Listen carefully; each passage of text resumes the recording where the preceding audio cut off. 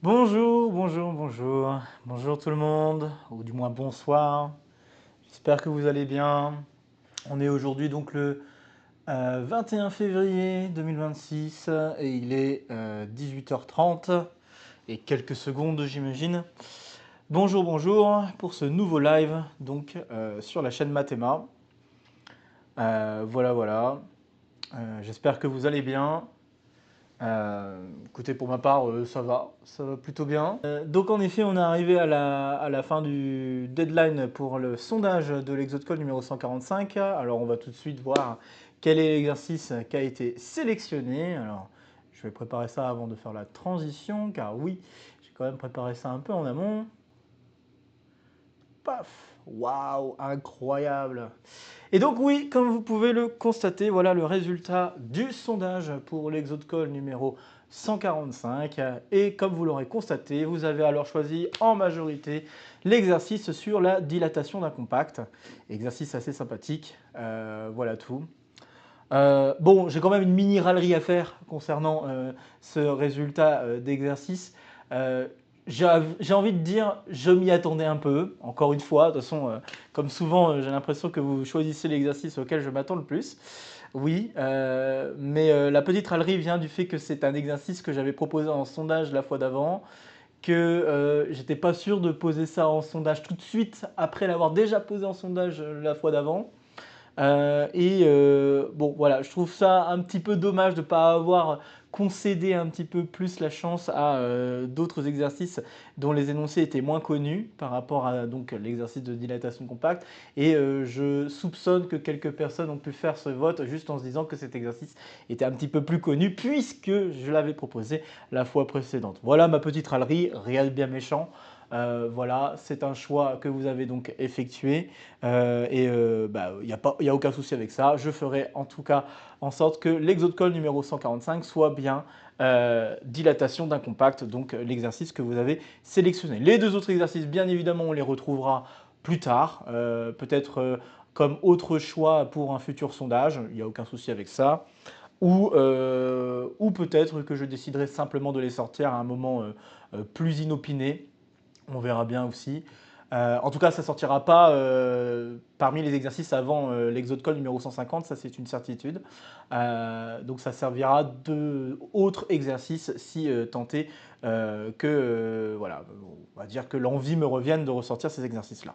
Voilà, globalement, c'est ça que j'avais à vous dire. Je noterai quand même, hein, et vous le noterez également, la participation à ces votes. Ça fait grandement plaisir. 187 votes. Je crois qu'il n'y a jamais eu autant de votes pour un sondage sur la chaîne. C'est un record. Donc merci encore pour cette participation massive. Ça fait vraiment plaisir à voir. Donc merci, un grand merci pour ça. Bon, j'avoue avoir lancé quand même pas mal de relances pour pouvoir avoir un maximum de votes, mais n'empêche, par rapport en tout cas aux fois précédentes, même si les fois précédentes j'avais aussi fait quand même des relances, hein, je pense que ça n'enlève rien, il y a quand même eu beaucoup plus de participation qu'en général. Donc ça fait vraiment plaisir à voir, voilà, et encore une fois, un grand merci pour ça fait plaisir. Bon, avant que je me mette à radoter, à répéter plein de phrases sans cesse, écoutez, je vais vous proposer de vous lancer directement dans le sujet de la colle. Donc voilà le sujet de la colle du soir, numéro 6. Donc comme je vous l'avais dit hier, en tout cas je vous l'avais annoncé hier via YouTube, en effet, la colle du soir numéro 6 porte sur les relations binaires, et donc cela est du niveau première année de classe préparatoire. Et cette feuille d'exercice contient essentiellement 4 exercices et une question de cours. Question de cours qui est plus ou moins élémentaire, j'ai envie de dire. J'ai eu un peu de mal à trouver une question de cours qui pique un petit peu plus, mais bon, soit, hein, de toute façon, c'est très bien, des questions de cours aussi assez simples pour permettre à un plus grand public de se lancer dans ces exercices. Donc on a une question de cours qui va être vraiment, j'ai envie de dire, le point central des choses que je vais manipuler dans la suite, c'est-à-dire concernant les relations d'ordre et les relations d'équivalence. Et puis ensuite, 4 exercices qui j'espère vous intéressera et vous intriguera. Un exercice sur une relation dont on cherchera à déterminer les clôtures réflexives, symétriques et transitives. Une autre relation qui sera d'équivalence et dont on essaiera de déterminer les classes d'équivalence. Un autre sur une relation qui se trouve être une relation d'ordre, et la question sera de savoir si cette relation d'ordre est totale. Et enfin, une dernière relation un peu plus subtile concernant des ensembles, donc des parties d'ensembles de nombres rationnels, sont symétrisées, qui est proposée juste en dessous, et on étudiera notamment la relation du symétrisé et voir un lien assez étonnant avec justement les réels, en ajoutant à cela bien sûr les éléments plus infinis et moins infinis. Bon voilà, bah écoutez, vous avez donc l'énoncé comme d'habitude disponible en description, que ce soit en description sur Twitch ou en description sur YouTube. Voilà, n'hésitez pas à vous laisser un peu de temps pour réfléchir sur la feuille d'exercice avant de voir les corrections. Bien, bon bah, je pense que je peux lancer gentiment la correction de cette question de cours, hein. Rien de très méchant pour cette fois. Donc on demande de rappeler les définitions de relation d'ordre et de relation d'équivalence. Donc une relation R sur E est dite d'équivalence. Je vais commencer par ou d'ordre plutôt, je vais commencer par ordre. Si et seulement si, voilà, on recrache son cours correctement, donc R est réflexive. Donc ça signifie que pour n'importe quel élément x de E, x est en relation avec lui-même. La relation R est symétrique.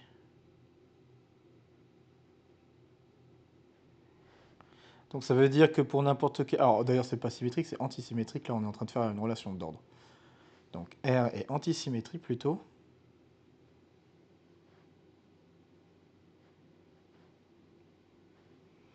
Donc ça veut dire que pour n'importe quel xy, hop là,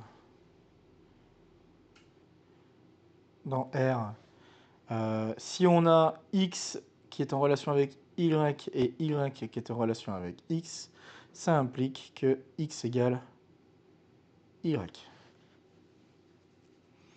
Voilà, ça c'est l'antisymétrie. Et enfin, eh bien, on a aussi la transitivité. Donc R doit être transitive. Et ça signifie que pour n'importe quel triplet, donc x, y, z, dans E, si x est en relation avec y, y est en relation avec z, ça implique que x est en relation avec z. Bien, donc voilà, ça c'est une relation d'ordre.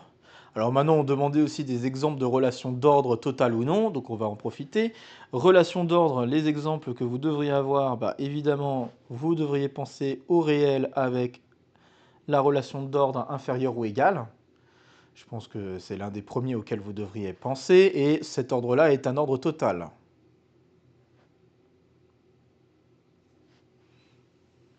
Bien sûr. Le deuxième auquel vous pouvez penser, et c'est aussi un exemple hyper important, c'est si vous prenez E un ensemble,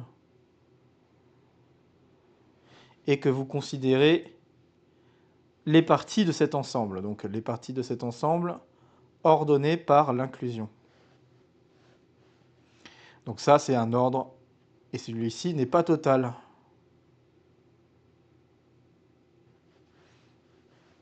Donc d'ailleurs, chose très amusante, hein, quand vous avez un ensemble fini, donc je vais faire un exemple important qui est 1, 2, 3, et que je considère les parties de E avec l'inclusion, on peut représenter les relations, donc les ensembles munis d'une relation d'ordre, les ensembles finis munis d'une relation d'ordre par un diagramme de ACE. Je vous fais cette petite parenthèse parce que je pense que c'est vachement cool, et je pense en avoir déjà parlé précédemment, où celui-ci consiste à placer l'élément le plus grand tout en haut, ou en tout cas les éléments les plus grands tout en haut s'il n'y en a pas qu'un seul, parce que c'est pas impossible qu'il n'y en ait pas qu'un seul. Les éléments les plus petits tout en bas, et on dessine des arêtes à chaque fois qu'on a des éléments qui couvrent. Donc là ici on a 1, 2, 3, on va mettre quoi? On va mettre 1, 1, 3, Alors peut-être 1, 2, c'est mieux d'ailleurs. Donc 1, 2, 1, 3 et 2, 3. Tac, tac, euh, tac. Alors oui, je vais peut-être faire en sorte que ça se croise pas. Tac, tac, tac, tac. Et puis nous avons les 3 là-haut. Donc voilà, ça c'est un fameux poset, d'accord, hein, ensemble partiellement ordonné. Et ce poset, ça s'appelle le poset des booléens au passage. Je me permets de faire cette petite parenthèse. Voilà, poset hyper important parce que c'est non seulement un poset, mais c'est aussi un treillis. On en a déjà parlé lors d'un Parlons maths précédent. Donc c'est un treillis parce qu'on a des opérations qui sont l'union et l'intersection. Voilà, et ces opérations déterminent des ensembles qui sont les plus grands. Donc pour l'intersection, c'est l'ensemble le plus grand qui contient à la fois, qui est contenu à la fois dans l'un et dans l'autre des deux ensembles. Et l'union, c'est l'ensemble le plus petit qui contient les deux. Voilà, donc on a ces deux opérations-là. Et à cause du fait qu'on travaille sur un ensemble fini, le fait d'avoir un treillis affirme qu'on a un minimum et un maximum dans notre ensemble. Donc voilà, juste pour dire ça au passage. Je trouve que c'est vachement utile d'ailleurs de voir des possets sous cette forme-là, hein, sous la forme donc de graphes, hein, que vous pourriez orienter, il n'y a pas de problème, vous pouvez très bien orienter le graphe de façon à ce qu'on voit explicitement les éléments plus grands et les éléments plus petits, il n'y a pas de problème, c'est tout à fait possible. Et d'ailleurs, il y a vraiment une bijection entre les graphes orientés, donc les graphes finis orientés, et les ensembles partiellement ordonnés. Donc, je pense que c'est vraiment un très bon moyen visuel de voir à quoi peut ressembler un ensemble ordonné. Voilà. Donc, ok, donc ça c'était pour la relation d'ordre. Maintenant, relation d'équivalence. Hop. Donc, R est une relation d'équivalence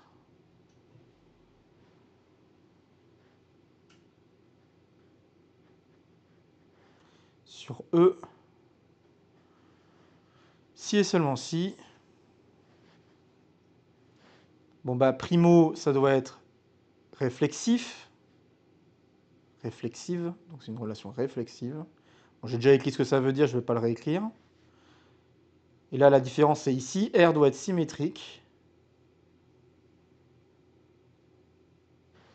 Donc là, ça signifie que pour n'importe quel X et Y dans E, si X est en relation avec Y, ça implique que Y est en relation avec X. Et donc, en fait, les deux assertions sont donc équivalentes.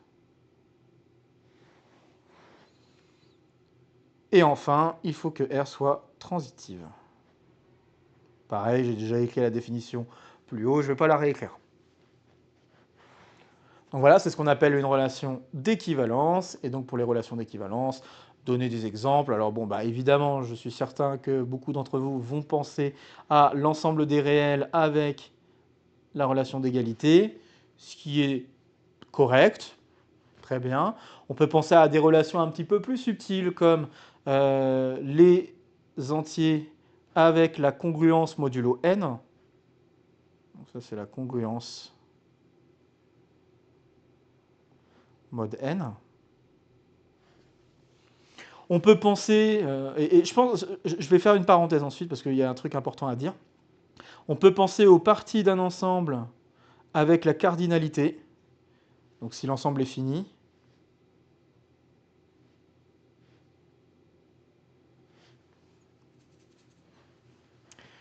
Et peut-être un dernier un peu moins facile encore.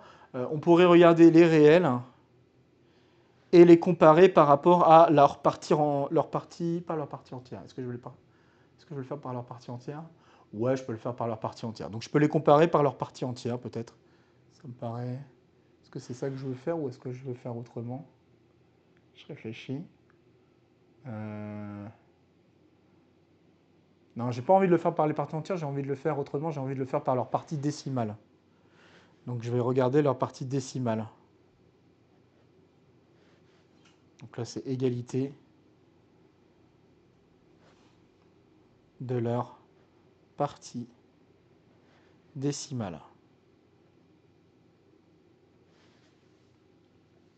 Alors sachez que dès qu'on a des relations d'équivalence, on peut, sur un ensemble, on peut définir un ensemble quotient. Et un ensemble quotient, c'est quoi? C'est tout simplement regarder les classes d'équivalence. Tout simplement. Donc, si je devais faire quelques exemples, bon bah là, R avec égalité, ça fera pas grand-chose. Ici, les classes d'équivalence pour R ne sont réduites qu'à des singletons. Donc au final, pardon, donc au final, le quotient par cette relation, ça va donner tout simplement R. Il n'y a rien de spécial. Par contre, le deuxième, et déjà, commence à donner un exemple assez important. Si je quotiente Z par la relation de congruence, là, ça signifie que je regarde les classes d'équivalence pour la congruence, et quelles sont-elles? Eh bien, on a 0, 1, 2, jusqu'à n-1, tous les restes de la division euclidienne par n'importe quel entier par n. Par conséquent, ce truc-là, bah, ça va être isomorphe à Z sur NZ. Et c'est donc une façon de construire l'anneau de Z sur NZ. La grosse difficulté derrière, c'est de s'assurer qu'on a toujours la structure d'anneau. Ça peut se vérifier grâce à quelques petites propriétés rapides, soit sur les classes directement, ou alors soit en utilisant le fait que NZ est un idéal. Bon bref, ça c'est des choses qu'on voit plutôt en deuxième année de classe préparatoire. Mais en tout cas, on peut parler de congruence, de classe de congruence, grâce à ce quotient. Un autre truc auquel on peut penser aussi, donc là je ne vais pas faire de quotient pour... quoique, est-ce que je peux faire un... Oui, bah ici le quotient, ça va être assez simple, hein. Donc là, si je regarde le quotient des parties de E avec la cardinalité, je vais me retrouver avec juste l'ensemble des entiers qui vont aller de 0 jusqu'à le cardinal de E. Et il y a un autre truc assez intéressant pour ce troisième exemple, que je vais écrire en bleu. Cet autre truc que je veux mettre en avant, c'est que si je regarde les classes d'équivalence, il faut se rappeler que les classes d'équivalence forment une partition de l'ensemble. Et du coup, comme ça forme une partition, ça veut dire quoi? Ça veut dire que je peux très bien compter le nombre d'éléments dans les parties de E comme étant la somme pour toutes les valeurs de cardinalité possibles, donc k allant de 0 à n, des classes, je vais noter CL, des classes, des ensembles à k éléments, donc je vais écrire CL de k, juste pour simplifier les choses. Et c'est assez marrant parce que du coup, on arrive à redémontrer la fameuse formule du binôme de Newton au cas où x et y sont tous deux égaux à 1, puisque d'un côté, les parties de E, ça va faire 2 à la puissance le cardinal de E, donc ici, j'ai décidé que ce soit n. Et de l'autre côté, bah, combien y a-t-il d'éléments dans la classe de K? Donc la classe de K, c'est le nombre d'ensembles qui contient exactement K éléments. Donc là, bah, en fait, on a K parmi n éléments ici. Donc on se retrouve avec la somme des K parmi n pour K allant de 0 à n qui est égale à 2 puissance n. Et ça peut être une jolie façon de démontrer combinatoirement, bon, ou alors avec des relations d'équivalence ici, mais c'est quand même de la combinatoire, combinatoirement la relation ici, donc 2 puissance n égale la somme des K parmi n. Et puis le dernier, un peu plus rigolo, ce dernier ensemble, donc si je regarde le quotient de R par les parties décimales, oui, c'est ça. Donc par les parties décimales, bah, en fait, ça veut dire que tous les nombres que j'identifie, c'est les nombres qui sont à un écart d'au moins 1. Et si on réfléchit un petit peu à ce que ça veut dire que j'ai quotienté par les entiers. Donc en fait, ce truc-là, ça va être isomorphe à regarder R quotienté par les entiers. Donc j'ai fait en sorte que les entiers soient tous nuls. C'est ça que ça signifie. Et en fait, regarder R quotienté par les entiers, c'est équivalent à regarder un cercle. Bah ouais, c'est équivalent à regarder un cercle. Donc c'est assez rigolo. On peut totalement décrire l'isomorphisme éventuellement. On envoie un élément de notre classe. Donc on a un représentant de notre classe peut-être. Donc on va la jouer comme ça. On a, pareil, je vais l'écrire d'une autre couleur. On a R qui se surjecte sur les classes. Tac. Et une fois que je l'ai surjecté sur les classes, je peux l'envoyer vers le cercle. Et le cercle, bah, ce que je peux faire, c'est juste faire cosinus-sinus, j'imagine. Donc ce que je peux faire, c'est j'ai x qui va vers la classe de x et qui va être envoyé vers finalement la paire cosinus de pi x sinus de pi x. Donc ça, c'est le cercle de centre 0 et de rayon 1. Et on a bijectivité, parce qu'à cause du passage par la classe, on ne peut pas avoir deux points distincts qui ont des antécédents différents. Enfin, comment dire?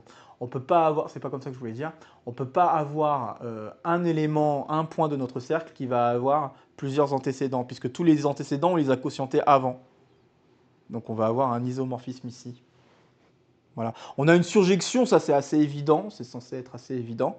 Mais le truc ici, c'est surtout qu'on a aussi carrément une injectivité qui est satisfaite par le passage au quotient. Voilà. Donc voilà, je trouvais ça intéressant de vous partager ça et de bien souligner le fait que d'une part, les classes d'équivalence forment une partition de l'ensemble qu'on regarde. Ça, je pense que c'est essentiel. Et l'autre point que je voulais souligner, c'est justement comment interpréter ces quotients. Donc le fait qu'on puisse définir des quotients d'ensemble par rapport à des relations. Et ça, je trouve que c'est assez intéressant de le signaler. Sachant que ces quotients, c'est tout simplement regarder les classes d'équivalence. Tout simplement. Bon voilà, je pense que ça fait déjà pas mal d'exemples, pas mal de choses. On a répondu à notre question de cours donc. Et je vais vous inviter à réfléchir à l'exo 1.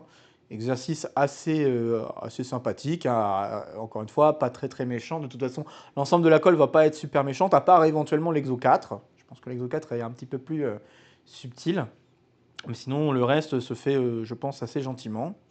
Donc pour cet exo 1, je vous propose une relation qui, somme toute, ne sera rien du tout, a priori. Il n'y a pas forcément une question de réflexivité, de symétrie ou de transitivité. Mais justement, ce qu'on va chercher à faire, c'est à attribuer ces caractéristiques à cette relation. Donc autrement dit, quand on parle de clôture réflexive, ça veut dire que je veux déterminer la relation réflexive la plus petite, je mets des guillemets, mais la plus petite, qui contient la relation que nous avons ici.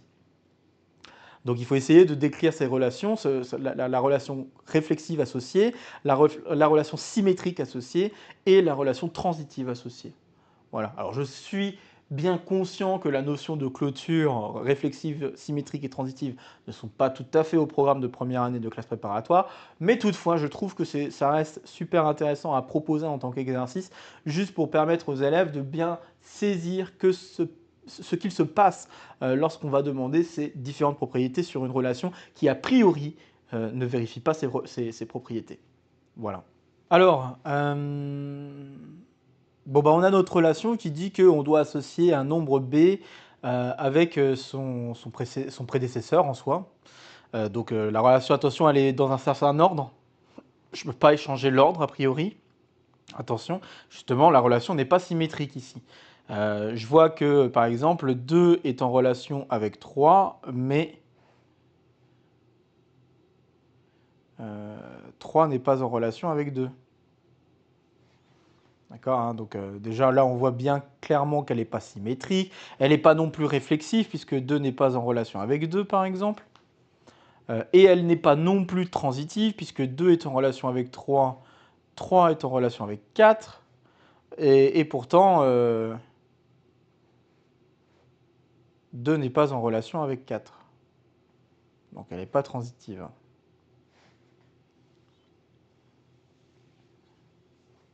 Bien. Bon alors maintenant voyons qu'est-ce que la clôture réflexive, symétrique et transitive. Alors si je regarde la clôture réflexive,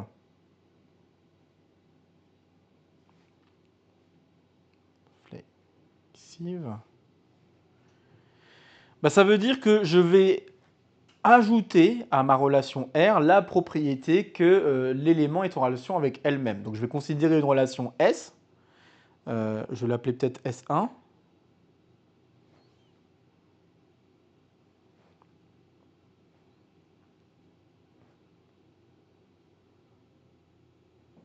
Donc la clôture réflexive de R. Et donc ça signifie ici, pour S1, je vais demander à ce que si A est en relation avec B, alors A est en relation avec B pour la relation S1. Ou alors, je vais demander en plus de ça à avoir la possibilité que A soit égal à B. Puisque c'est ça, avoir la réflexivité. Je veux que la relation soit aussi valable si A égale B. Donc c'est ça, définir ici la relation S1 comme clôture réflexive. Et du coup, si on la regarde de plus près, qu'est-ce que ça signifie cette propriété-là? Ça signifie juste que je veux avoir la possibilité que B soit égal à A ou B soit égal à A plus 1, tout simplement. Voilà, rien de plus. Donc dire que on prend la clôture transitive de R, ça équivaut à dire qu'on ajoute tout simplement B est égal à A à notre propriété.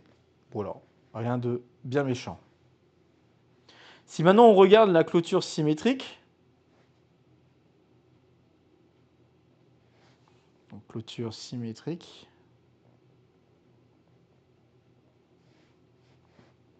donc je vais appeler S2 la relation en jeu. Et qu'est-ce que ça veut dire? Ça veut dire que je vais demander cette fois-ci à ce que les deux relations, donc A en relation avec B et B en relation avec A, soient valides. Donc qu'est-ce que ça veut dire? Ça veut dire que j'aimerais que... comment dire? J'aimerais finalement inverser un peu le rôle de A et B pour que la relation soit valide dans les deux sens. Et pour que cela soit possible, ça veut dire que si tant est que A et B soient en relation ensemble pour S2, eh bien j'aimerais que ce soit équivalent à dire que soit A est en relation avec B, ou alors j'aimerais que ce soit la même chose si B est en relation avec A. Donc voilà ce que ça veut dire prendre la clôture symétrique de la relation. Ça veut dire que je veux en fait ici que la relation soit aussi prise à l'envers si elle ne pouvait pas être prise à l'envers. Et du coup, ça signifie quoi? Ça signifie que soit B est égal à A plus 1 ou A est égal à B plus 1. Et donc on peut écrire ça en un seul tenant en disant qu'en fait on veut que B soit égal à A plus ou moins 1. Et voilà ce qu'est donc la relation ici qui correspond à la clôture symétrique de la relation R de départ. Voyons ce qu'il en est maintenant pour la clôture transitive.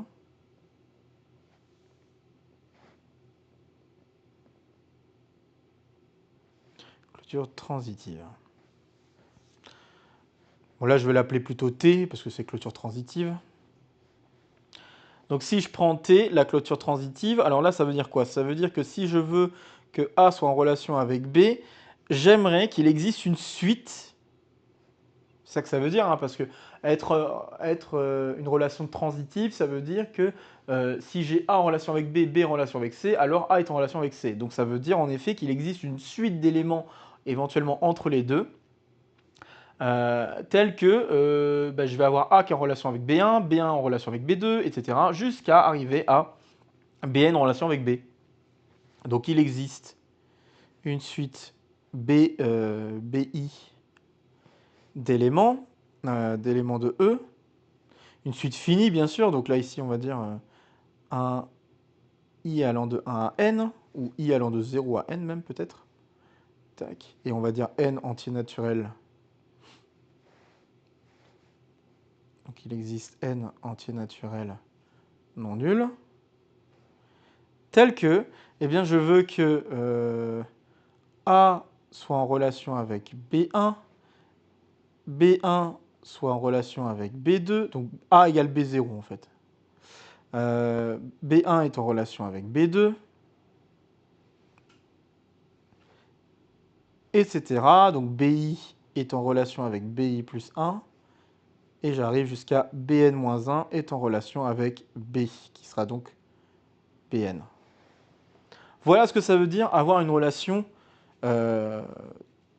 transitive, enfin rendre transitive une relation qui existait déjà, c'est juste faire en sorte que toutes les suites de relations que je pourrais construire permettent de mettre en lien les éléments que j'aimerais mettre en lien.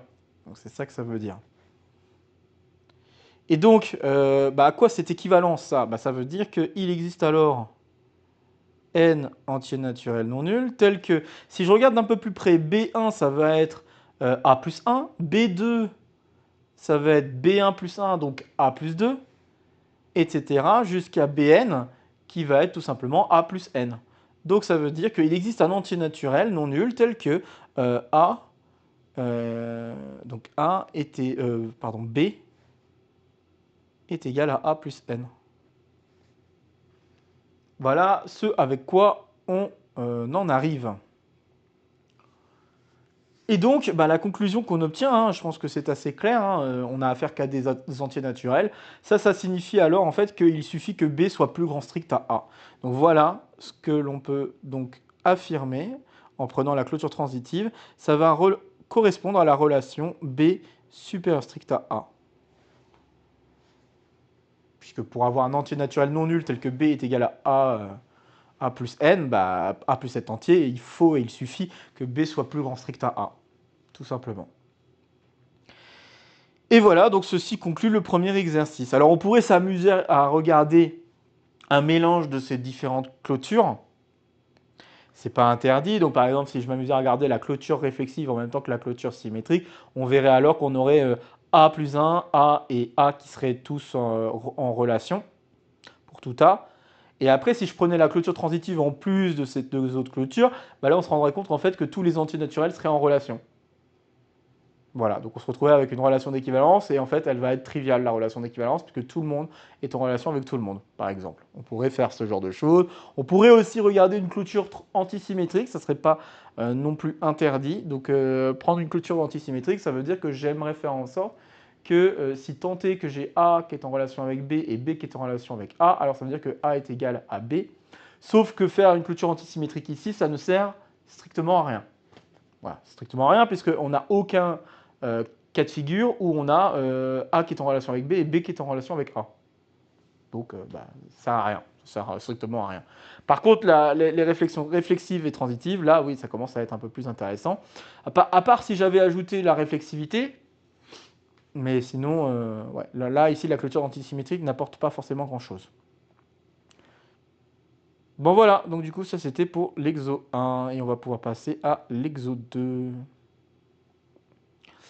Alors un petit peu plus difficile celui-là, mais déjà un petit peu plus, j'allais dire un petit peu plus dans le programme, même si le premier exo est quand même dans le programme en soi, mais c'est juste que manipuler des clôtures réflexives symétriques transitives, c'est pas, voilà, on est borderline, mais en vrai c'est super pour bien comprendre ce qu'on entend par clôture réflexive, symétrique et transitive.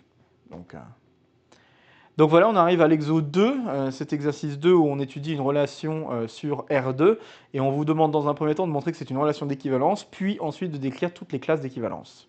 Alors la petite indication, bon, montrer que c'est une relation d'équivalence, c'est pas censé être super difficile. Donc ça, je pense que je n'ai pas besoin vraiment de donner d'indication. Par contre, pour décrire les classes d'équivalence, ce que je peux vous inviter à faire, c'est justement d'essayer de dire qu'est-ce qui se passe si je prends tel point. Si je prends un point particulier dans le plan, quels sont les éléments que je vais obtenir dans la classe d'équivalence de ce point. Donc vous pouvez commencer à penser à ça. Vraiment, vous dites, je vais prendre un point dans telle région, je vais prendre un point dans telle autre région, etc. Et voir un petit peu ce que ça donne. Je pense que ça va être aussi simple que ça. Et en regardant ce que vous allez obtenir, normalement, vous devriez pouvoir conclure quelles sont les classes d'équivalence qu'on peut obtenir. Voilà. Ok, je vais me lancer dans la correction de cet exercice. Alors démontrer donc que la relation R définie comme vous le voyez ci-dessus est une relation d'équivalence. Donc comme d'habitude, d'abord montrons qu'elle est réflexive.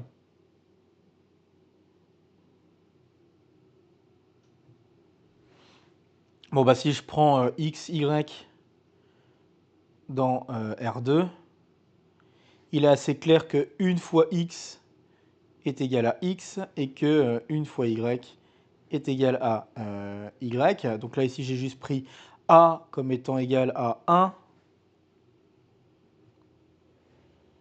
A comme étant égal à 1, qui est strictement positif, et B comme étant égal à 1, lui aussi strictement positif. Donc on conclut en effet que XY est en relation avec lui-même. 2, il faut montrer maintenant que la relation est symétrique.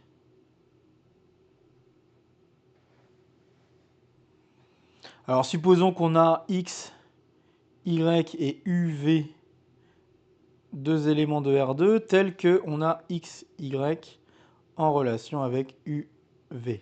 Donc ça, c'est équivalent à dire qu'il existe A et B positif strict tel que X est égal à A fois U, c'est ça, et Y est égal à B fois V.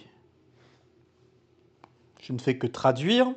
Et puis maintenant, si je manipule un petit peu les égalités que je viens d'écrire, je me rends compte que ça, c'est équivalent à dire qu'il existe A et B strictement positifs, tel que eh bien, U est égal à 1 sur A X et que V est égal à 1 sur B Y. Et on pourra constater que 1 sur A est bien strictement positif et 1 sur B est strictement positif, puisque c'est l'inverse d'un nombre strictement positif. Pas de problème avec ça. Donc on conclut en effet que la relation est symétrique, c'est-à-dire que UV est en relation avec XY dans l'autre sens. Reste la transitivité.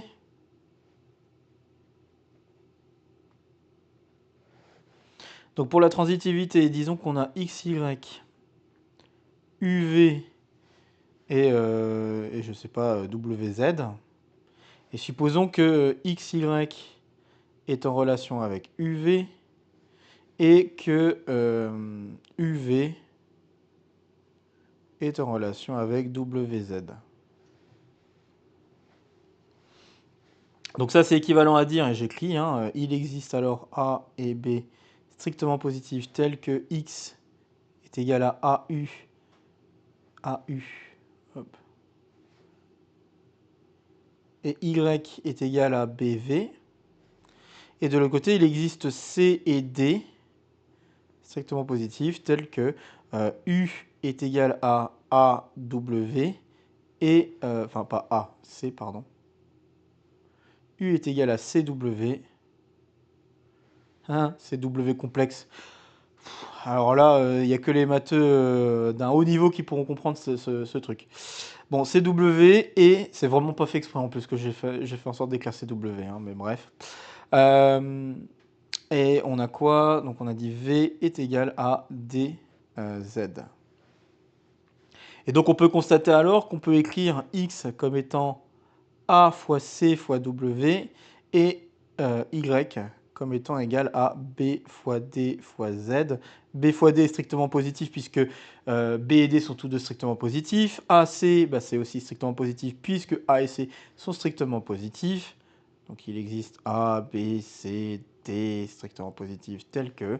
Donc ça veut justement dire que X, Y est en relation avec W, Z. Et donc c'est gagné, R est bien une relation d'équivalence.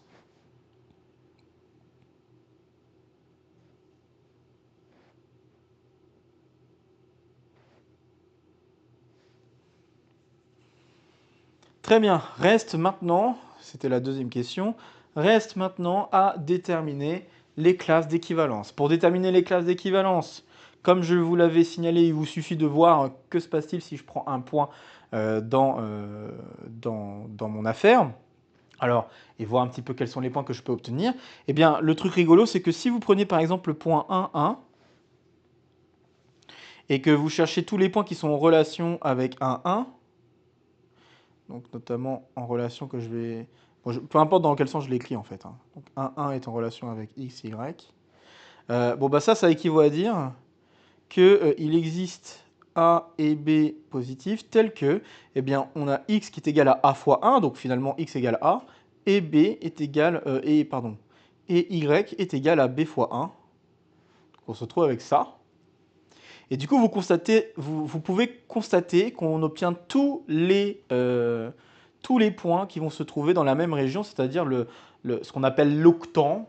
C'est pas tout à fait l'octant, normalement je devrais dire plutôt le quartier, mais c'est vrai qu'en dimension supérieure on appelle ça l'octant. C'est l'octant de l'espace vectoriel Rn, donc là ici R2, où on prend toutes les coordonnées comme étant strictement positives. Donc la partie ici abscisse est ordonnée positive. Donc on se rendra compte en fait finalement que si je dessine un peu le plan que nous avons, tac tac, axe des abscisses, axe des ordonnées, Là, je viens de prendre le point 1, 1. Et quelle est donc la classe d'équivalence de 1, 1 ? Je viens de dire que c'est tous les points qui s'écrivent A, B, avec A et B strictement positifs. Donc ça va être finalement tous les éléments qui se trouvent. Alors j'essaie de ne pas toucher aux flèches, parce que ça va être important quand même. Voilà, ce sont tous les points qui se trouvent dans la région, là-dedans. Allez, on va colorier un petit peu. Voilà, c'est tous les points qui vont se trouver là-dedans qui sont en équivalence avec 1, 1.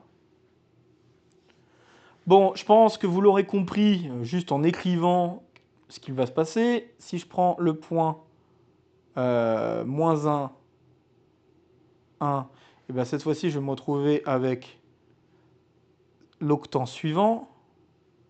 Donc le quartier, je devrais dire, mais le vrai mot technique mathématique, pour ça, en dimension supérieure, ça s'appelle l'octant. Hop.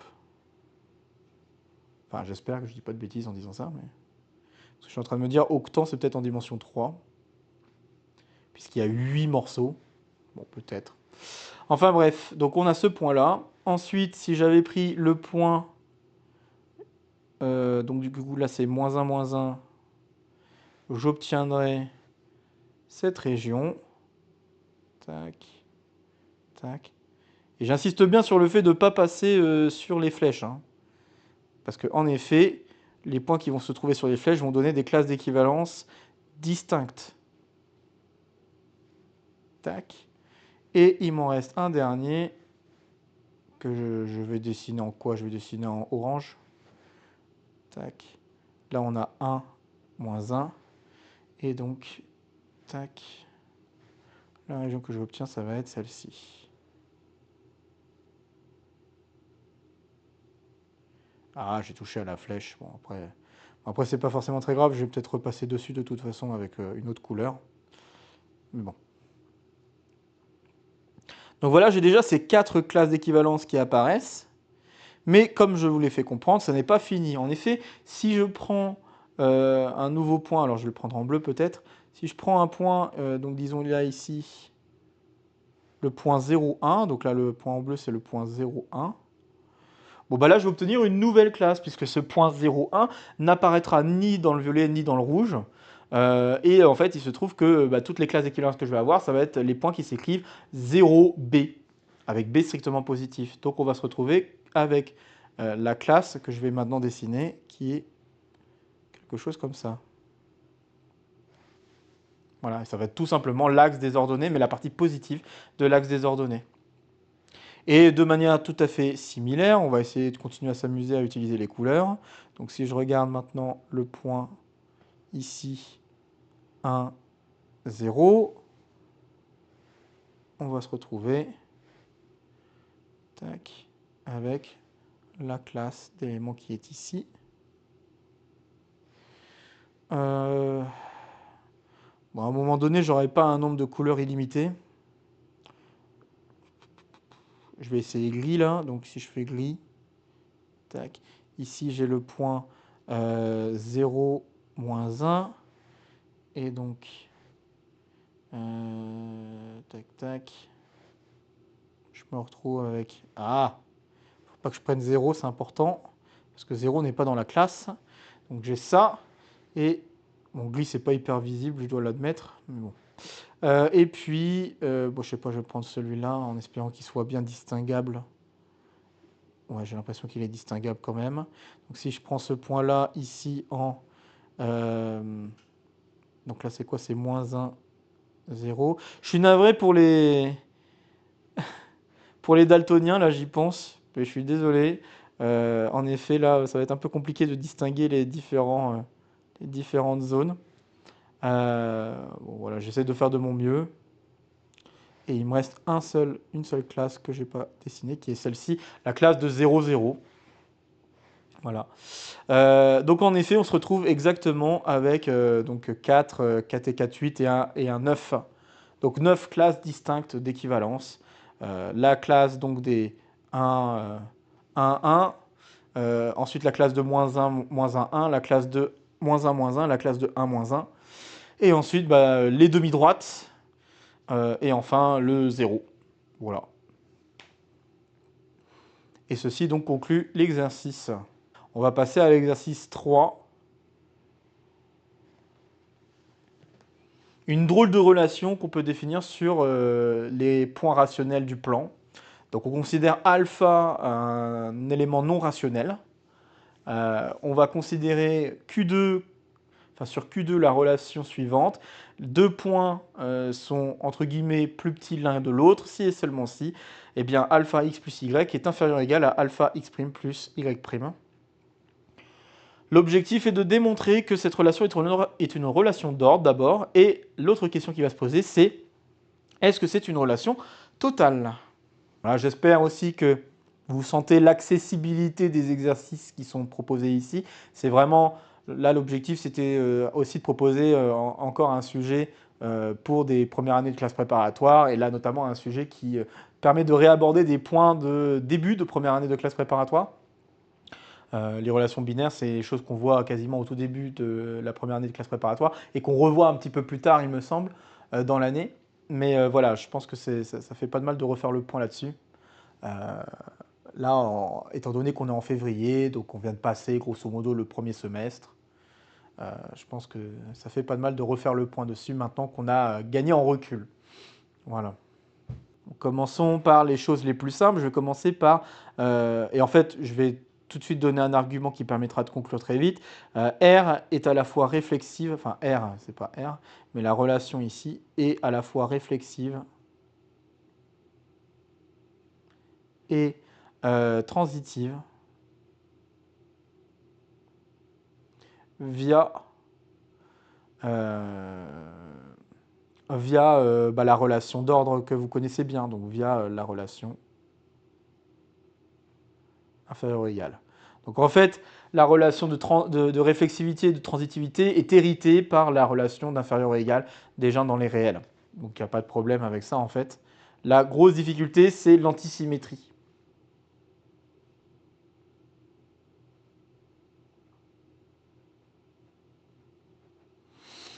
Et voyons ce qu'il en est pour l'antisymétrie. Donc là, ça veut dire que j'ai xy qui est plus petit ou égal à uv, et j'ai uv qui est plus petit ou égal à xy.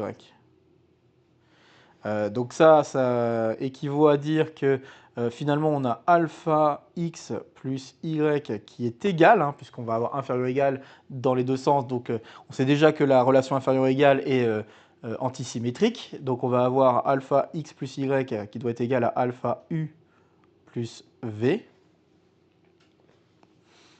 Et résolvons un tout petit peu cette équation comme si on voulait exprimer alpha en fonction du reste. Si on commence à résoudre de cette manière-là, on se rendra compte alors que alpha x moins u doit être égal à... donc qu'est-ce que j'allais écrire v moins y, c'est ça. Et supposons que ce truc-là soit non nul. Si ce truc-là est non nul, ça impliquerait alors que alpha est égal à v moins y sur x moins u. Or, le problème, c'est que tous les éléments, donc x, u, x, y, u, v, sont tous des rationnels. X, y, u, v, c'est tous des rationnels, ce qui impliquerait alors que alpha est rationnel.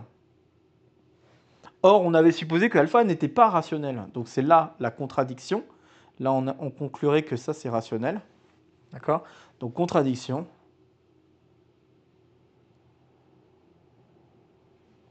Et la contradiction m'amène à affirmer que x égale u. Maintenant que je sais que x égale u, ça veut dire que v moins y est égal à 0. Et donc, bah, ça veut dire que v égale y. Terminé, on a en effet alors que le couple xy est égal au couple uv. Et donc voilà, c'est gagné, la relation est bien antisymétrique. Donc on a bien une relation d'ordre.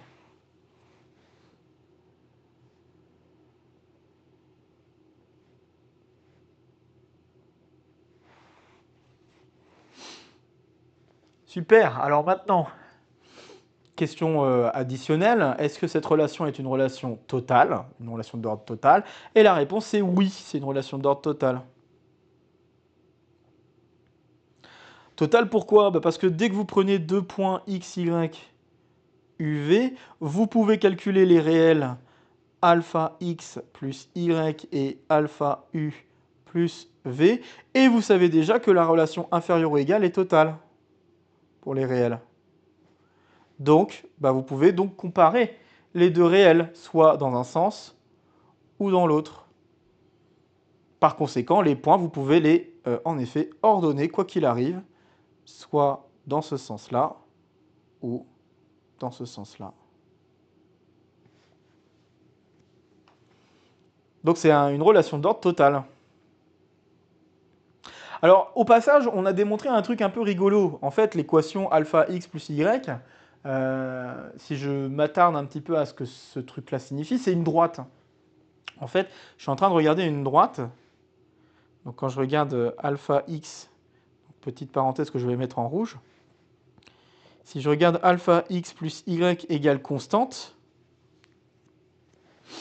on se rendra compte alors en fait qu'il existe un unique point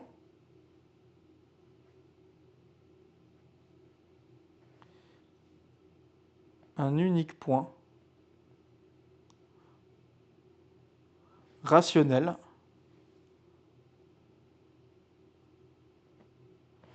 sur cette droite. Et cette droite-là, bah, c'est une droite de pente moins alpha, en fait. C'est une droite de pente moins alpha. Droite de pente moins alpha. Et le truc très rigolo, c'est que bah, si je m'amuse un petit peu à représenter ce qui se passe, tac, tac, eh bien on est en train vraiment d'ordonner les points du plan juste par rapport au balayage de la droite. Donc on est en train de faire balayer une droite sur le plan de pente alpha. Donc là on balaye comme ça.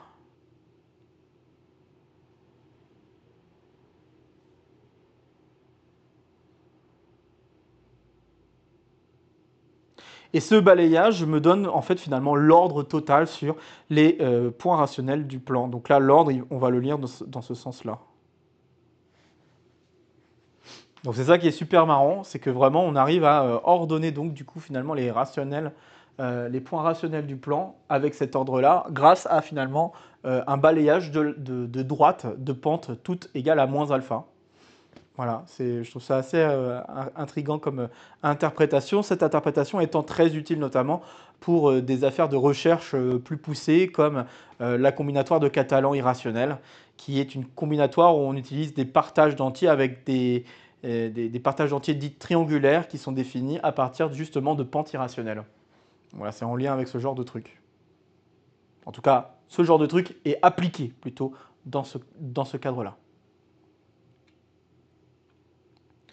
Bon voilà, bah ça y est, on en arrive déjà au dernier exercice du jour. Cet exercice 4. Plus poussé donc. Donc ici on considère les parties de rationnel et on a la relation suivante, un peu étrange certes, mais quand même, la relation suivante. Et on veut considérer S, la relation obtenue par... comment dire, en voulant demander à ce que A soit en relation avec B et que B soit en relation avec A. Donc là c'est et, c'est pas ou. Donc c'est-à-dire que c'est pas. Et d'ailleurs, j'ai dû écrire une bêtise. C'est pas la clôture symétrique. En effet, je viens de me rendre compte que c'est pas du tout ce que ça signifie. Ce truc-là, c'est pas la clôture symétrique.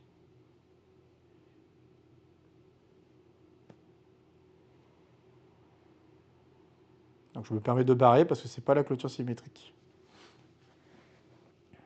Si c'était la clôture symétrique, j'aurais dû mettre un ou et pas un et. Donc voilà, c'est ça l'erreur ici. Là, c'est un et. Je veux que A soit en relation avec B et que B soit en relation avec A. C'est un et, c'est pas un ou. Et donc, bah voilà, on doit démontrer que la relation S est une relation d'équivalence sur les parties de rationnel, de caractériser les éléments qui sont en relation, et cette caractérisation de manière rigolote va être en lien avec le sup de ces parties, partie de R, donc. Et ensuite, d'en déduire une bijection des classes d'équivalence de S avec R union plus ou moins infini. Donc autrement dit, ça voudrait dire que le quotient, si j'en reviens à ce que j'avais raconté au tout début avec la question de cours, ça veut dire que le quotient des parties des rationnels par la relation d'équivalence que nous sommes en train d'étudier, ça sera isomorphe à R union plus et moins infini. Bon, sinon, pour revenir à l'exercice, donnons une petite piste avant de se lancer dans la résolution. Donc, montrer que c'est une relation d'équivalence, c'est pas super difficile. Donc, il faut vraiment juste écrire ce qu'il en est. Rien de plus. Pour le B, bon, bah, il y a un sens qui devrait être un peu plus simple, c'est si A est en relation avec B, alors le sub de A est égal au sub de B. Dans l'autre sens, c'est peut-être un peu moins évident. Donc si j'ai le sub de A qui est égal à sub de B, comment... Donc en fait, il faut essayer de construire des suites d'éléments, hein, ça va être essentiellement ça. Il faut vraiment interpréter ce que ça signifie avoir un suprémum. Je pense que c'est la piste que je peux vous donner, c'est ça. Interpréter ce que ça veut dire avoir un suprémum. Et puis C, bah, ça va être une conséquence assez directe des questions d'avant. Il y a un tout petit truc à faire quand même pour s'assurer que tout aille bien. Je ne le spoil pas parce que c'est la seule petite difficulté de cette question C. Mais ça va être une conséquence assez directe des questions précédentes, notamment la B. Je pense que la question la plus difficile de cet exo-là, c'est B. Bon voilà, bah, je pense que je peux me lancer dans la résolution de cet exercice. Donc on veut montrer que S est une relation d'équivalence. Bon, bah, tout d'abord, montrer que la relation est réflexive. Donc, hop. Si je prends un ensemble A, partie des rationnels, je pense qu'il est assez clair que pour n'importe quel A dans grand A et pour n'importe quel epsilon plus grand que Q plus étoile, il existe bien un B dans grand B, enfin un B dans grand A, tel que A moins epsilon est plus petit que B. Il vous suffit de prendre B égale A. Donc si A est... Alors notez quand même, si A est non vide,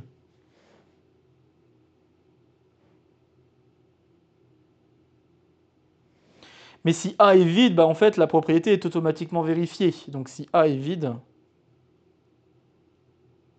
c'est automatique. Ça, c'est de la logique, bête et méchante. Donc quand je commence une proposition par pour tout élément dans le vide, la proposition sera toujours vraie. Voilà, c'est aussi simple que ça, d'accord? Tout simplement parce que le contraire, il existe un élément dans le vide, ça, c'est faux. Voilà, ce truc-là n'existe pas, enfin n'est pas possible. Donc voilà, donc du coup, le pour tout élément dans le vide, bah ça, voilà, ça c'est automatiquement vérifié. Ok, donc on a bien A qui est en relation avec lui-même. Très bien. Ensuite, donc A en relation avec lui-même et du coup A, SA, bien sûr. Maintenant, bah, le fait que ce soit symétrique, c'est automatique aussi. Donc si j'ai A, S, B, bah, ça veut dire que A est en relation R avec B et B est en relation R avec A. Mais bon, vous pouvez très bien échanger le rôle de A et B sans trop de difficultés puisque la conjonction est commutative. Donc ça, c'est équivalent en effet à dire que B est en relation avec A. Pas de problème. Très bien, alors maintenant voyons ce qu'il en est pour la transitivité. Donc là, j'ai A en relation avec B et B en relation avec C. Bon, pour se simplifier la vie pour le moment, je vais juste dire qu'on a A, R, B et B, R, C. Juste pour se simplifier un petit peu la vie. Alors, qu'est-ce que ça veut dire? D'un côté, ça veut dire que pour n'importe quel A dans grand A et pour n'importe quel epsilon positif dans les rationnels, donc j'ai fait un mélange d'écriture, je me rends compte. Là, ici, je voulais juste dire appartient. Tac.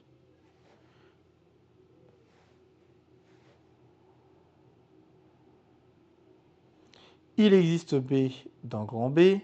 Tac. tel que A et A moins epsilon, pardon, est plus petit que B. Et de l'autre côté, pour n'importe quel C dans grand A, il existe, et pour n'importe quel delta, pardon, n'importe quel delta dans Q plus étoile, il existe, et j'ai écrit des bêtises, c'est pour n'importe quel B dans grand B.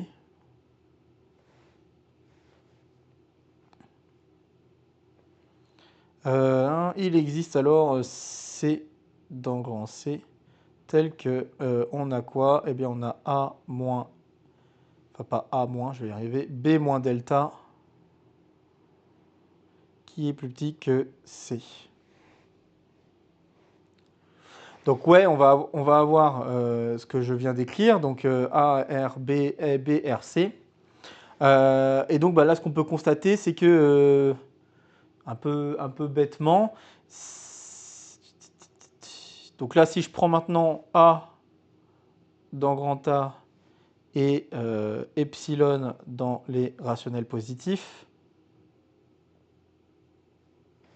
je sais déjà qu'il existe B dans grand B tel que A plus, enfin A moins, donc là on va jouer avec du epsilon sur 2, donc A moins epsilon sur 2 est plus petit ou égal à B.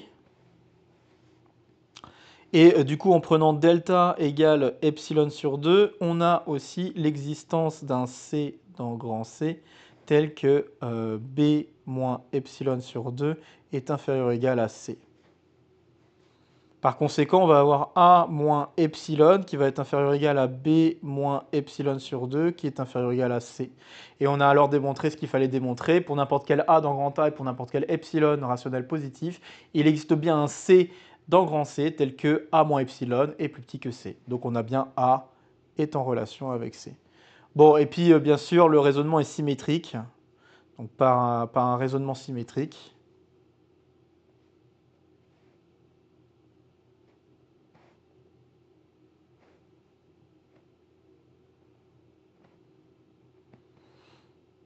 on a aussi C en relation R avec A. D'où A en relation S avec C. Et ceci montre bien que S est une relation d'équivalence. Parfait. Alors, question B, on veut montrer que A et B sont en relation si et seulement si le sub de A est égal au sub de B. Ok. Alors, B. Bon, on va supposer que A et B sont non vides. Si A est vide, on remarquera alors que B doit être vide et réciproquement. Donc, je vais d'abord commencer par traiter ce cas-là. Donc, si A est vide et A est en relation S avec B, ça implique que que B aussi est vide. Parce que si B est non vide, on va avoir un problème sur l'inégalité à écrire. Donc, et de l'autre côté aussi, c'est parce que R est en relation avec B. Donc normalement, pour n'importe quel B, il doit exister un A dans le vide. On a un problème, ça deviendrait faux cette propriété-là. Donc le seul moyen pour que ça ne soit pas faux, c'est que B soit vide. Donc voilà, on se rend très vite compte que si A est en relation avec B, A vide équivaut à B vide. Donc A en relation avec B implique que A vide équivaut à B vide. Et donc il est clair que sup de A est égal à sup de B, qui, je le rappelle, par convention, est égal à moins infini quand l'ensemble est vide. Très bien, alors maintenant supposons que A et B sont donc tous deux non vides. Et puis bah, si A n'est pas borné,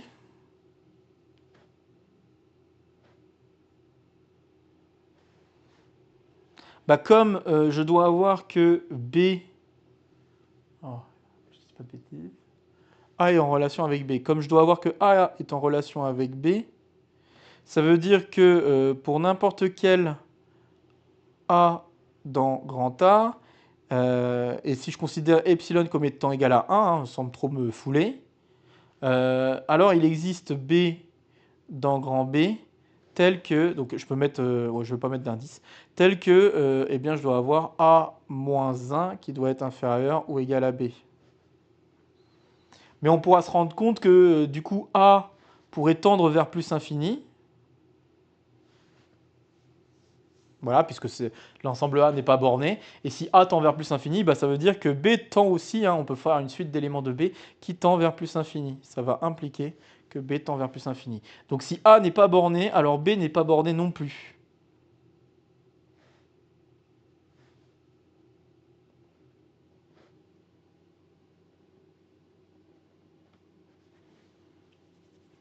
C'est bien de le constater aussi. Et du coup, ça veut dire que, bah voilà, encore une fois, si A est en relation avec B, hein, encore une fois, grâce à la symétrie de la relation, A non borné équivaut à B non borné. Et donc dans ce cas-là, ça veut dire que le sub de A est égal au sub de B, qui est égal à plus infini cette fois-ci. Voilà, je pense avoir maintenant traité les deux cas extrêmes. Donc on va à présent supposer que A est borné et que du coup B aussi est borné, puisqu'on a l'équivalence entre les propriétés. Donc maintenant, supposons que A et B sont non vides et bornés. Ce sont des ensembles bornés dans R. Alors comme ce sont des ensembles bornés dans R, bah comment dire, ça admet une borne sup, hein, donc on est OK sur le fait que la borne sup est bien définie et finie. Donc il n'y a pas de problème, ça ne fera pas des cas spéciaux où on a plus infini ou moins infini. Très bien. Et maintenant, bah, j'ai besoin de montrer que les subs sont égaux. Alors pour montrer que les subs sont égaux, je peux constater une première chose. Donc je sais que A est en relation avec B. Il faut peut-être juste traduire un petit peu ce que ça veut dire. J'ai A relation avec B et B relation avec A. Donc A relation avec B, ça veut dire que pour n'importe quel A dans grand A, je réécris encore une fois la définition, hein, pour tout epsilon rationnel positif, il existe B dans grand B tel que A moins epsilon est inférieur ou égal à B. Et de même, pour n'importe quel B dans grand B et pour n'importe quel delta dans les rationnels positifs, il existe A dans grand A tel que B moins delta est inférieur ou égal à grand A. Bon, bien sûr, le B et le A que j'ai écrit dans chacune des lignes ne sont pas les mêmes a priori. Alors si je me focus un peu sur cette propriété,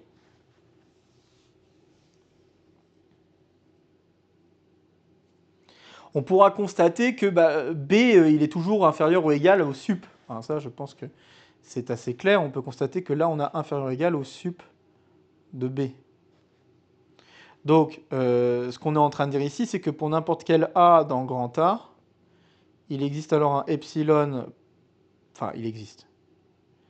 Pour n'importe quel A dans grand A et pour n'importe quel epsilon positif, on a en fait que A moins epsilon est inférieur ou égal au sup de B.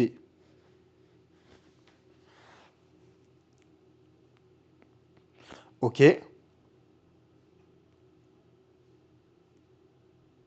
Et donc, si on s'en réfère à la définition du sup, rappelons la définition du sup, je pense que c'est pas trop mal.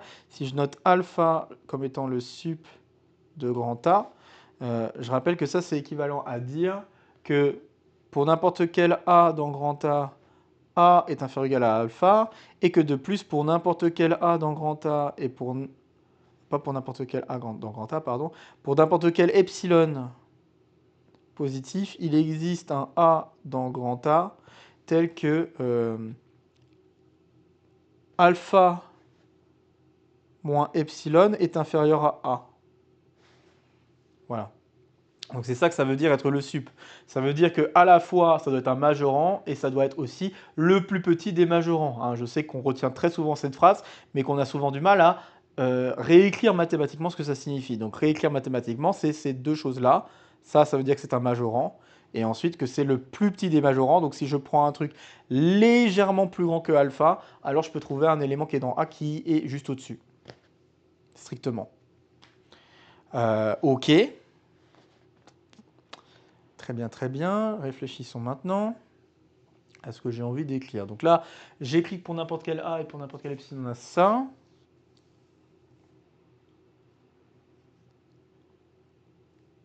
Donc je pense que c'est assez clair qu'à cause des inégalités écrites ici, on va avoir, par passage à la limite sur le epsilon, que l'inégalité est valide pour n'importe quel A dans grand A. Donc en faisant tendre epsilon vers 0, on a alors finalement que petit a est inférieur ou égal à sup de B, et du coup que sup de A est plus petit ou égal à sup de B. Je pense que j'ai finalement pas besoin, je suis en train de réfléchir, j'ai finalement pas besoin du sup pour le moment, je vais en avoir besoin pour le coup d'après, mais pour le moment, j'en ai peut-être pas besoin de la définition du sup.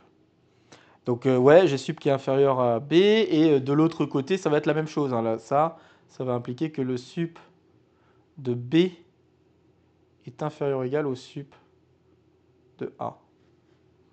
Donc conclusion, A en relation avec... Alors je vais juste faire un petit encadré sur ce que je viens d'écrire ici, c'est une aparté qui servira certainement plus tard. Donc j'encadre, comme ça je pourrai le reprendre et le placer au bon endroit.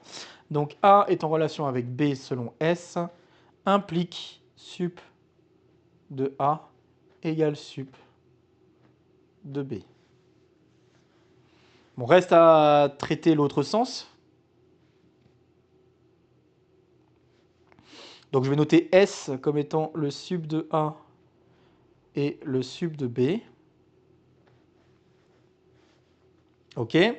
Alors, bah là, je vais traduire certainement les deux choses. Hein. Je pense que c'est juste ça qu'il faut que je fasse. Donc pour n'importe quel A dans grand A, j'ai que A est inférieur ou égal à S. Pour n'importe quel B dans grand B, j'ai B qui est inférieur ou égal à S.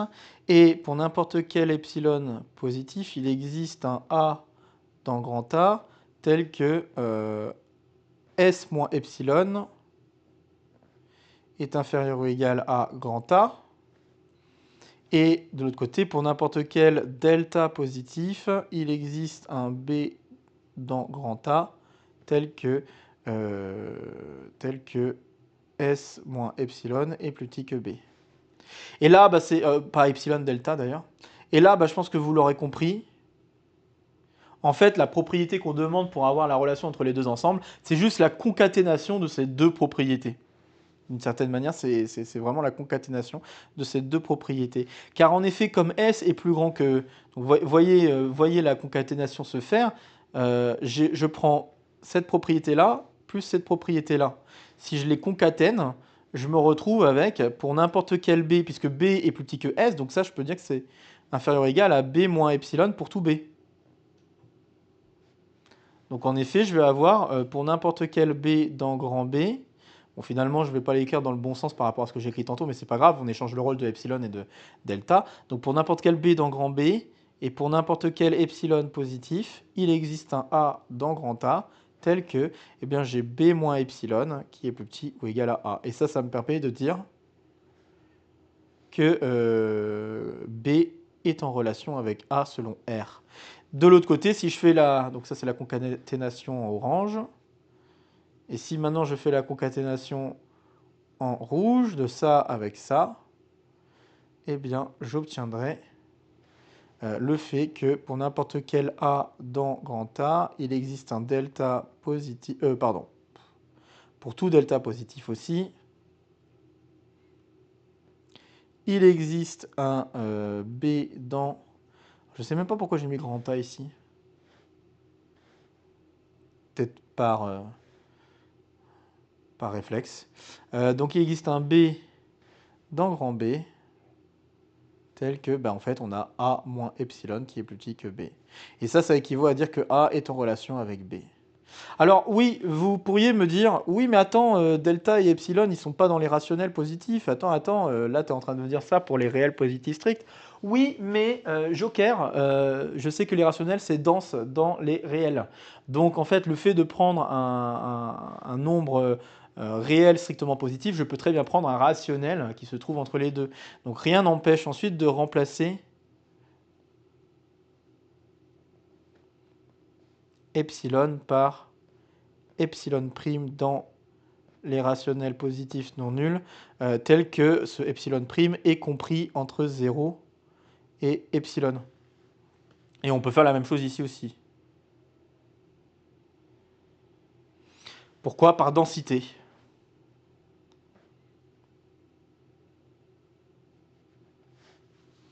D'accord, la densité des rationnels dans les réels. Donc voilà, terminé. Je viens de démontrer que si on a égalité des sup, alors forcément on a B en relation avec A en relation avec B. Donc on conclut. Hop. Donc A est en relation avec B selon S. Bien sûr, je n'ai pas retraité les cas triviaux. Les cas triviaux, bah, c'était assez évident par rapport à ce que j'ai écrit tantôt. Donc, je n'ai pas besoin d'aller beaucoup plus loin. Si les deux ensembles sont vides, il n'y a rien à dire, etc. Bref. Donc voilà, terminé. On vient de démontrer l'équivalence souhaitée. Et maintenant, on peut conclure avec la question C. Donc, montrer qu'on peut construire une bijection qui va des classes d'équivalence pour S vers R union plus et moins fini. Eh bien, ce qu'il faut penser, c'est le fait que si A est en relation avec B, comment dire? Oui, donc en fait, le morphisme, ça va être le suivant. Je vais envoyer la classe de A vers le sup de A. D'accord, donc c'est ça qui va être mon morphisme, hein, donc ça va aller des classes, qu'on écrit comme ça, c'est le quotient encore une fois, des parties des rationnels de S vers les réels union plus ou moins infini. Et donc ce que j'affirme, c'est qu'on a déjà injectivité du morphisme. Donc si j'appelle F ce morphisme, F est injective. Pourquoi? Bah parce que si on a sub de A égale sub de B, on vient de démontrer que c'est équivalent à montrer que A est en relation avec B. Et du coup, ça veut dire que la classe de A est égale à la classe de B. Donc on a injectivité, automatiquement. Maintenant, reste à montrer que F est surjective. Et pour montrer que F est surjective, bah, il suffit de donner un ensemble qui admet pour sup une valeur réelle qui serait plus ou moins infinie. Et bon, bah, alors, si c'est moins infini, bah, on peut prendre A égale vide, pas de problème. Si c'est plus infini, on peut prendre A comme étant l'ensemble des rationnels tout entier. Pourquoi pas? C'est une partie des rationnels, donc ça marche. Et puis si je veux regarder un élément entre les deux, donc si je dis que mon sup c'est x, eh bien je peux considérer A comme étant l'ensemble des rationnels. Donc l'ensemble des rationnels tel que ce rationnel est plus petit strict à x, tout simplement. Je pourrais... Je réfléchis. Bon, je pourrais mettre inférieur ou égal, peut-être, ça serait plus intéressant. Alors, pour montrer ensuite que le sub d'un tel machin, c'est bien x, bah, c'est pas très difficile. On a que x est supérieur à tous les éléments de A, donc ça n'a pas de problème, c'est un majorant. Et maintenant, pour montrer que c'est le plus petit des majorants, vous pouvez construire une suite d'éléments qui tend vers x, par exemple. Et vous savez déjà que les rationnels, c'est dense. Et d'ailleurs, la densité utilise, par exemple, la troncature des nombres réels. Et là, vous pourriez considérer la troncature qui est donc 10 puissance n x sur 10 puissance n. Voilà. Donc si vous regardez cette suite-là, que je vais appeler Qn, ok, avec n entier naturel, si vous regardez cette suite-là, ça va bien être d'une part un rationnel, et d'autre part, bah, ce truc-là, c'est inférieur ou égal à la partie entière d'un nombre, c'est toujours inférieur ou égal au nombre lui-même, donc 10 puissance n x sur 10 puissance n, qui est égal à x. Donc voilà, on a le fait que Qn est un rationnel plus petit ou égal à x, donc ça veut dire que ce Qn, c'est bien un élément qui est dans A, et qui plus est, Qn tend, je ne vais pas écrire là, qui plus est, Qn tend vers x quand n tend vers l'infini. Théorème de gendarme, hein, en utilisant les inégalités associées à la partie entière.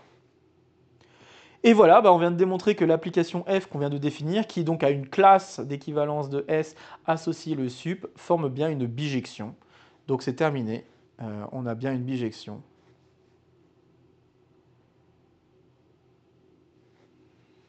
Une bijection, donc des parties rationnelles, donc des classes d'équivalence pour les parties de l'ensemble des rationnels, vers les réels union plus et moins infini.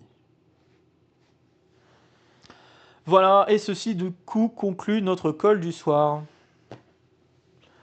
J'aurais pu mettre d'autres exercices, hein, bien sûr. Il y a des exercices que j'ai déjà traités sur la chaîne en tant qu'exo de colle, comme notamment le fait de définir une extension linéaire sur les possèdes, par exemple. Hein, Spilrage, je ne sais plus quel est l'autre nom de famille. Mais bref, cet exercice-là, comme je l'ai déjà traité en exo de colle, j'ai préféré éviter de le reposer, même si c'est un exercice assez intéressant. Il y en a certainement d'autres que j'ai peut-être pu poser qui sont en lien avec les relations binaires, mais voilà, je voulais essayer de sortir un petit peu du cadre des exos de colle et proposer donc des exercices plus ou moins élémentaires. Il y en a quand même quelques-uns qui étaient élémentaires. Il y a vraiment le plus difficile, c'est celui qu'on vient de faire, c'était l'exo 4. Le plus difficile, c'était cet exercice. Sinon, tout le reste, je pense, était assez abordable en première année de classe prépa. Donc voilà, et en plus on utilise un peu plus de recul sur les connaissances, parce que là notamment on a dû utiliser la densité des rationnels par rapport au réel pour l'exo 4, donc c'est en cela que je trouvais très intéressant. Et puis pareil, 2-3 manipulations assez banales, en tout cas pour les premiers exercices jusqu'au 3. Bon, le 3 à la rigueur est un petit peu spécial, mais sinon c'est des manipulations assez classiques, et je pense que ça fait pas de mal, encore une fois, pour de la révision sur ces sujets-là. En effet, ce Twitch, c'est le dernier à avoir un petit moment. Ce live Twitch, c'est le dernier à avoir un petit moment. Le prochain, ça sera dans 3 semaines, je pense. Puisque la semaine prochaine, je repars en France. Et donc, je pense que je ne donnerai pas de live. Donc, que je réfléchisse un peu, mais je ne donnerai ni de live la semaine prochaine, ni de live la semaine encore d'après, parce que je serai encore en France d'ailleurs. Donc voilà, c'est pour ça que le prochain live, ça sera plutôt dans 3 semaines. Je vais donc, comme j'ai commencé à proposer l'idée, je vais donc proposer un sondage dans lequel vous pourrez faire un choix quant au jour et l'heure qui vous conviendrait. Parmi les choix que je vais vous proposer, évidemment, je vais vous proposer 4 choix déjà qui colleront un petit peu avec mes disponibilités. Et ces lives-là seront assurés au minimum quand je ne suis pas en France. Quand je suis en France, comme je préfère être avec ma moitié, tout ça, et prendre le temps que j'ai en étant en France, évidemment, je ne vais pas faire de live à ces moments-là, enfin, je pense. Mis à part si on trouve un créneau horaire qui peut convenir davantage, mais bref, je vais y réfléchir et j'essaierai d'émettre un sondage assez rapidement sur la question. Et donc vous pourrez faire ce choix. Autre annonce que j'ai donc donnée, c'est aussi le fait que le prochain live, je vais tenter de le faire en simultané avec YouTube, ce qui permettra aux gens sur YouTube aussi de pouvoir assister à ces lives et de pouvoir y participer. Je sais qu'il y en a des gens sur YouTube qui auraient peut-être préféré avoir ces lives-là sur YouTube plutôt que sur Twitch. Mais voilà, le Twitch était une plateforme qui proposait un peu plus facilement de faire des lives.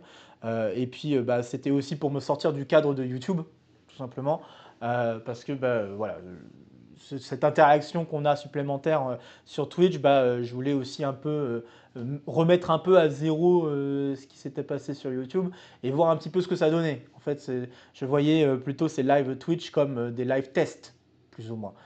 Voir un petit peu si ça me plaît de faire ces lives déjà, et en effet, ça me plaît pas mal de faire ces lives, je suis content. Et de voir aussi si ça plaît à des gens, quoi, de voir s'il y a des gens qui viennent assister à ces lives. J'ai pu constater qu'il y en a un certain nombre qui viennent et ça fait plaisir. Et puis il y en a pas mal aussi qui regardent les rediffusions. Donc ça aussi, ça fait plaisir à constater. Et du coup, ça me donne envie de continuer et maintenant d'essayer de rendre ces lives. J'ai sorti le mot tout à l'heure, mais j'arrive pas à le sortir.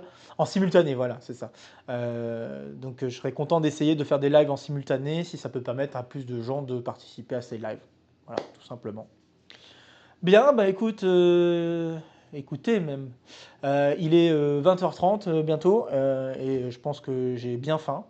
Bon, il est 19h30 de mon côté, donc ça va, j'ai pas une énorme faim non plus, mais je commence à avoir faim, donc je vais vous laisser. Je vous souhaite un bon week-end, une bonne soirée, une bonne semaine, et puis on se retrouve bientôt sur YouTube pour de prochaines aventures mathématiques. Portez-vous bien donc, et à très très bientôt.